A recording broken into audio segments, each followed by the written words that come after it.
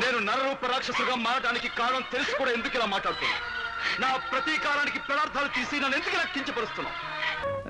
నిన్ను ఎత్తుకుపోవడానికి వచ్చాడే ఆ మనిషి ఎవరు?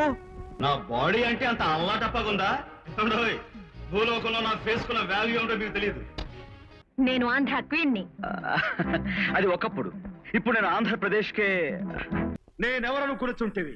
పరమనిష్ఠాగరిష్ఠుడు, దుష్ట శిక్షకుడు, శిష్ట రక్షకుడు అయిన మారుతి మానసపుత్రుడను. మర్యాద రాగి అని నోరు పారేసుకున్నావో చెయ్యి చూడు ఎంత రఫ్గా ఉంది. రఫ్ పడించేస్తాను. తల్లిని సంతోషపెట్టే కొడుగ్గా, కార్మికుల కష్టాలు కన్నీళ్లు తుడిచే యూనియన్ లీడర్గా, అహంకారపు పెళ్ళానికి అర్ధాంగి అర్థం తెలిసొచ్చేలా చేసే ఘరానా మొగుడిగా త్రిపాత్రాభినయం చేస్తాను.